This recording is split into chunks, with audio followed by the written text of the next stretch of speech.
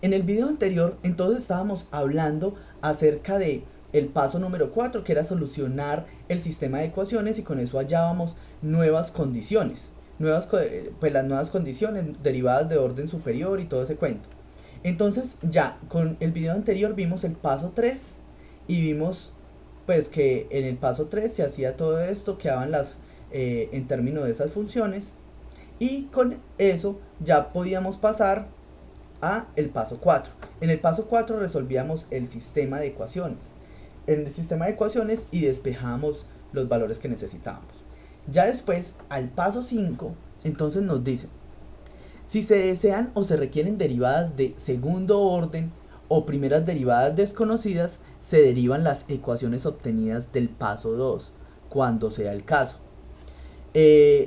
Cuando sea el caso, entonces también hacemos las ecuaciones complementarias del paso 3. Entonces vamos a hacer eso. Vamos a otra vez a tomar esas ecuaciones, vamos a sacarle las derivadas, y las derivadas las evaluamos en t de 0 más. Otra vez volvemos a tener un sistema de ecuaciones, y ese sistema de ecuaciones nos va a quedar en función de estos términos. Ya con eso podemos volver a despejar. Podemos volver a despejar las variables y vamos a conocer más condiciones iniciales. Efectivamente, eso fue lo que hicimos acá en el paso 4. Acá en el paso 5, qué pena. Acá en el paso 5, entonces tomamos las ecuaciones, que eran estas tres ecuaciones, y las vamos a derivar. Y las evaluamos en t de 0 más. Efectivamente, la derivada de esto sería la segunda derivada. La derivada de esto sería también la segunda derivada de 8. La derivada de esto es 0, pero la derivada de esta integral sería 1 sobre c por i7 en 0 más 1 sobre c por i8 en 0 más r por i7 en 0 más la derivada de i7 en 0 más la derivada de i6 en 0 más. Listo, esta es toda nuestra operación, y así sucesivamente derivamos esto y derivamos esta expresión.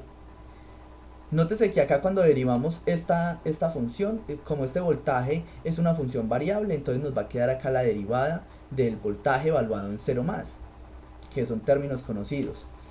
Y noten una cosa, de esta expresión, de la expresión que nos aparece acá, miren que i7 de 0 más ya lo conocemos, que esta es la corriente por el inductor 2, 0. Esta es la corriente por el inductor 1, 0. Y esto de acá, la derivada de i7 en 0 más, lo hallamos en el paso anterior. Mire que acá ya lo hallamos. Entonces podemos venir y reemplazarlo para este siguiente paso.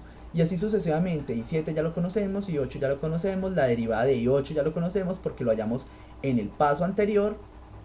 Y así sucesivamente, i7 lo conocemos, i8 lo conocemos, despejamos al otro lado y nos sale un sistema de ecuaciones de esta forma.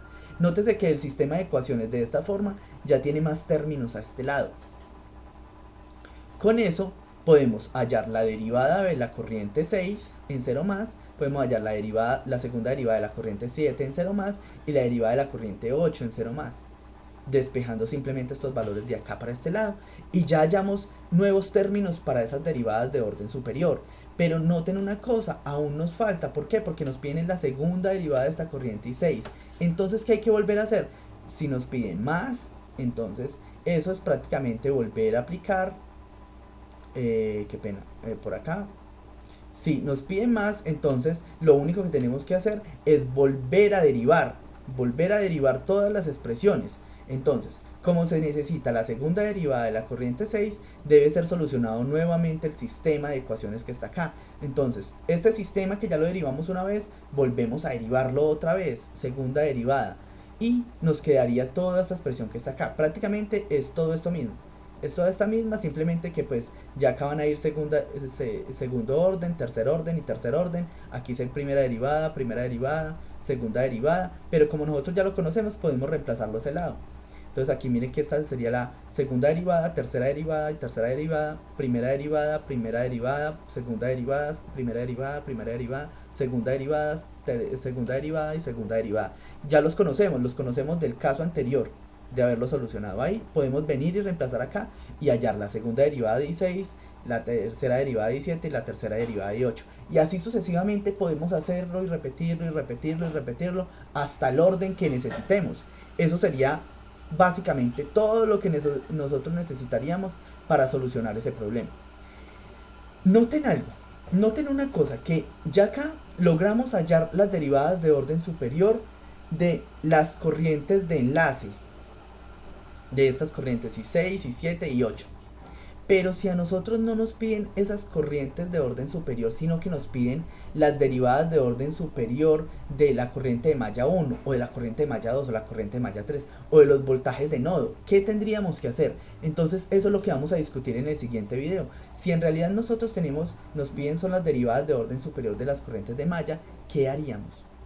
Eso es todo por este video, espero que estén muy bien, que hayan entendido. Nos vemos en un siguiente video donde vamos a tocar ese tema, y con eso terminaríamos ya la parte de hallar las derivadas de orden superior, y ya con eso podríamos resolver cualquier circuito mediante esta metodología. Hasta luego, que estén muy bien y que hayan entendido.